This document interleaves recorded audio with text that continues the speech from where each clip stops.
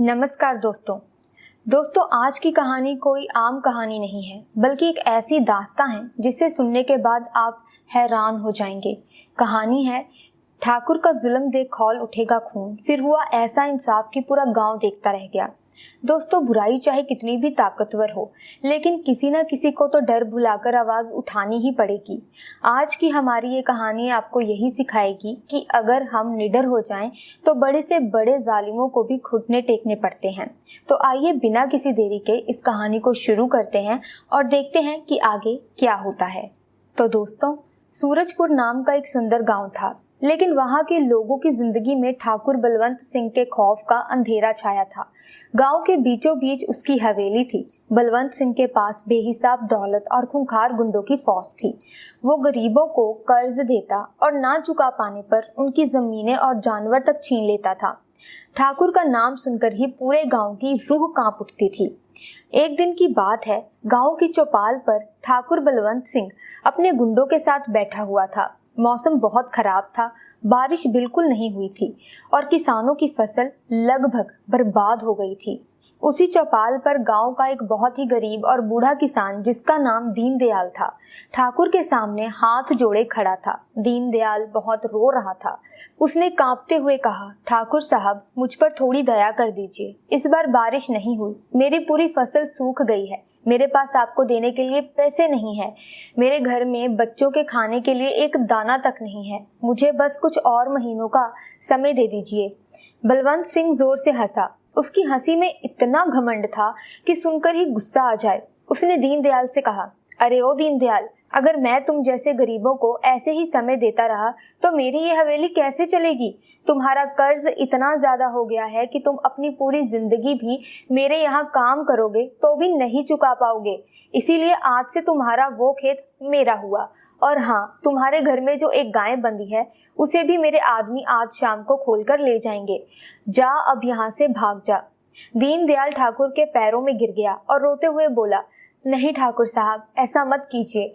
वो गाय ही मेरे छोटे छोटे पोते पोतियों का पेट पालती है। जमीन के बिना मैं क्या करूंगा?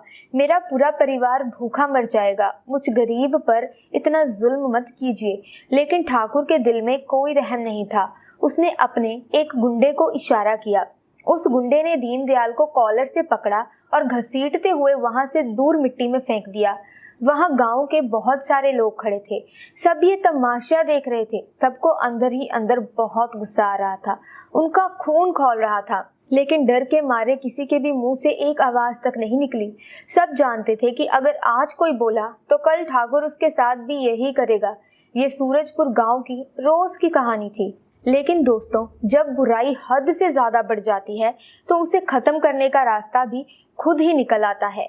उसी गांव में एक लड़का था, आर्यन। आर्यन गांव के एक बहुत ही सीधे साधे मास्टर जी का बेटा था। आर्यन कई सालों से शहर में रहकर पढ़ाई कर रहा था। वो बहुत ही समझदार और निडर लड़का था। जब वो अपनी पढ़ाई पूरी करके गांव वापस आया तो उसने देखा कि उसके गांव के लोग किस कदर डर डर कर जी रहे हैं। जब आर्यन को दीनदयाल काका के साथ हुई उस घटना के बारे में पता चला तो उसे बहुत गुस्सा आया। वो सीधा अपने पिता के पास गया और बोला, पिताजी, ये सब क्या हो रहा है? ये ठाकुर तो इंसान के नाम पर कलंक है। वो लोगों को कीड़े मकोड़े समझता है और आप सब चुपचाप ये सब कैसे सह रहे हैं? हमें इसके खिलाफ आवाज उठानी चाहिए। आर्यन के पिता बहुत डर गए। उन्होंने जल्दी से दरवाजा बंद किया और आर्यन को चुप कराते हुए बोले, बेटा, आहिस्ता बोलो। अगर किसी ने सुन लिया तो वो हमारा घर जला देंगे। तू अभी शहर से आया है, तुझे यहाँ का हाल नहीं पता। बलवंत सिंह बहुत खतरनाक आदमी है। उससे पंगा लेने का मतलब है अपनी जान से हाथ धोना। हमें खामोशी से अपना काम करना चाहिए, तो इन सब में मत पड़। आर्यन ने अपने पिता की बात सुन ली, लेकिन उसके अंदर जो आग लगी थी वो बुझने वाली नहीं थी। उसे समझ आ गया था कि इस गांव के लोगों का सबसे बड़ा दुश्मन ठाकुर बलवंत सिंह नहीं, बल्कि वो डर है जो लोगों के दिलों में बैठ गया है। आर्यन ने तय किया कि वो इस डर को खत्म करके रहेगा। लेकिन आर्यन कोई बेवकूफ नहीं था। वो जानता था कि ठाकुर के पास ताकत है, पैसा है और गुंडे हैं। अगर वो सीधा जाकर उससे लड़ेगा तो मारा जाएगा। आर्यन ने अपना दिमाग लगाया। उसने तय किया कि वो ठाकुर की उस कमजोरी पर वार करेगा जिसे ठाकुर सबसे ज्यादा छुपा कर रखता है। आर्यन ने समझदारी दिखाते हुए सीधे ठाकुर से टकराने की बजाय उसकी कमजोरी ढूंढी। उसे पता चला कि ठाकुर का एक गोदाम है जहां वो सरकारी अनाज की कालाबाजी करता है। आर्यन ने रात रात भर जाकर छुपते हुए उस गोदाम की वीडियो बनाई और सबूत जुटाए। लेकिन ठाकुर भी कम चालाक नहीं था। उसे भनक लग गई कि कोई उसके गोदाम की जासूसी कर रहा है। एक रात जब आर्यन गोदाम के पास छुपकर कुछ फोटो ले रहा था, अचानक वहां बहुत सारी तेज लाइटें जल गईं। आर्यन कुछ समझ पाता उससे पहले ही ठाकुर के 20-25 गुंडों ने उसे हथियारों के साथ घेर लिया। आर्यन का दिल जोर से धड़कने लगा। तभी वहां ठाकुर बलवंत सिंह ताली बजाते हुए आया। उसके चेहरे पर एक बहुत ही गंदी हंसी थी। तो तू है वो मास्टर का लड़का जो मेरे खिलाफ सबूत जमा कर रहा है। ठाकुर ने आर्यन के हाथ से फोन छीनते हुए कहा, तुझे क्या लगा तू शहर से पढ़कर आया है तो मुझे बेवकूफ बना देगा? तूने मेरे काम में टांग अड़ाकर बहुत बड़ी गलती कर दी है। ठाकुर ने आर्यन का फोन जमीन पर फेंका और उसे अपने जूतों से कुचल दिया। आर्यन के सारे सबूत टूट चुके थे। ठाकुर ने अपने गुंडों से कहा, इसको इतनी बुरी तरह से मारो कि कल जब पूरा गांव इसे देखे तो किसी की भी मेरे खिलाफ सोचने की हिम्मत ना हो। गुंडों ने आर्यन पर हमला कर दिया। आर्यन ने थोड़ी बहुत तो लड़ाई की, लेकिन वो बहुत ज्यादा लोग थे। उन्होंने आर्यन को बहुत मारा और उसे अधमरा करके गांव के बीचों बीच एक बड़े पेड़ से मोटी रस्सियों से बांध दिया। अगली सुबह जब गांव वालों ने आर्यन को खून से लथपथ हालत में पेड़ से बंधा हुआ देखा तो पूरे गांव में मातम छा गया। मास्टर जी अपने बेटे को देखकर जोर जोर से रोने लगे। वो आर्यन को खोलने के लिए भागे, लेकिन ठाकुर के गुंडों ने उन्हें धक्का देकर जमीन पर गिरा दिया।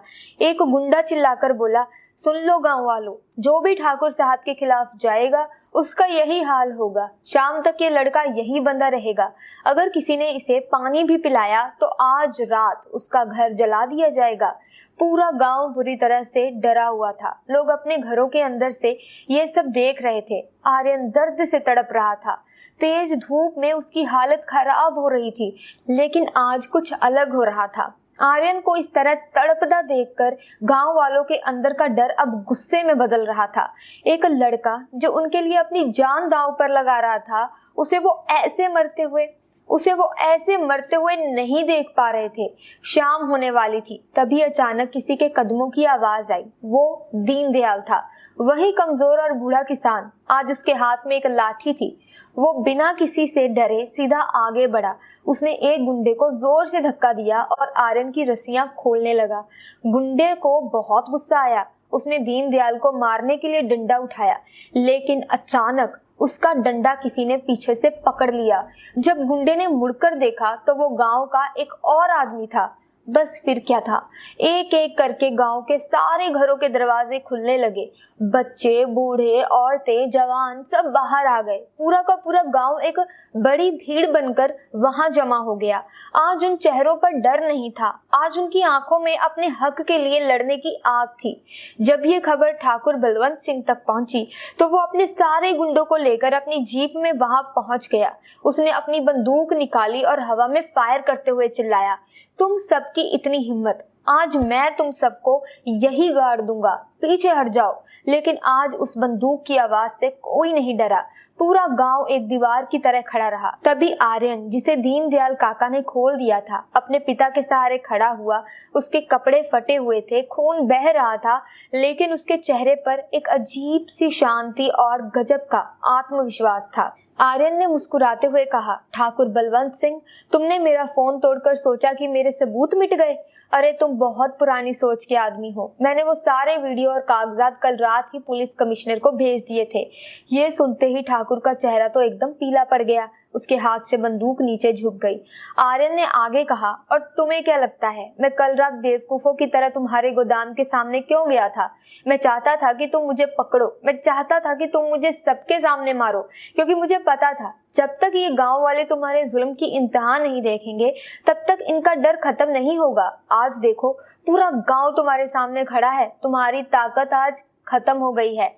आर्यन की बात खत्म होते ही पुलिस की गाड़ियों के सायरन गूंज उठे। भारी पुलिस बल को देखते ही गुंडों के हथियार गिर गए। बड़े अफसर ने सीधा जाकर बलवंत सिंह को हथकड़ी लगा दी और कहा कि गरीबों को लूटने के जुर्म में अब उसकी जिंदगी जेल में ही कटेगी। कल तक खुद को भगवान समझने वाला ठाकुर आज पुलिस के सामने एक चूहे की तरह कांप रहा था। गांव वालों ने खुशी से आर्यन को गले लगा लिया। मास्टर जी को अपने बेटे पर बहुत गर्व हो रहा था। दीनदयाल काका के आंसू नहीं रुक रहे थे, लेकिन ये खुशी के आंसू थे। सालों बाद सूरजपुर गांव के लोगों ने सुकून की सांस ली थी। उस रात किसी ने भी डर के मारे अपने घर का दरवाजा अंदर से बंद नहीं किया। तो दोस्तों, ये थी हमारी आज की कहानी। ये कहानी हमें बताती है कि गलत के खिलाफ हमेशा आवाज उठानी चाहिए। जुल्म करने वाला चाहे कितना भी ताकतवर क्यों ना हो, अगर आप अंदर से मजबूत हैं और आपके इरादे नेक हैं तो जीत हमेशा आपकी ही होगी। डर सिर्फ हमारे दिमाग में होता है। जिस दिन हम उस डर को निकालकर बाहर फेंक देते हैं, उस दिन बड़ी से बड़ी मुश्किल भी छोटी लगने लगती है। अगर आर्यन डर जाता तो वो गांव आज भी उसी अंधेरे में होता। इसीलिए जिंदगी में जब भी लगे कुछ गलत हो रहा है तो खामोश मत रहिए। आपकी एक आवाज बहुत बड़ा बदलाव ला सकती है। मुझे उम्मीद है दोस्तों कि आपको ये कहानी बहुत अच्छी लगी होगी। अगर हाँ, तो इस वीडियो को लाइक करें, शेयर करें अपने दोस्तों के साथ, और आपकी क्या राय है वो भी मुझे कमेंट सेक्शन में जरूर बताइएगा। इसी तरह की और कहानियां देखने के लिए हमारे चैनल को अभी के अभी सब्सक्राइब करके बेल आइकन को प्रेस कर लीजिए, ताकि तमाम नए वीडियोस की अपडेट आपको मिलती रहे। हम मिलेंगे जल्द ही, तब तक के लिए धन्यवाद।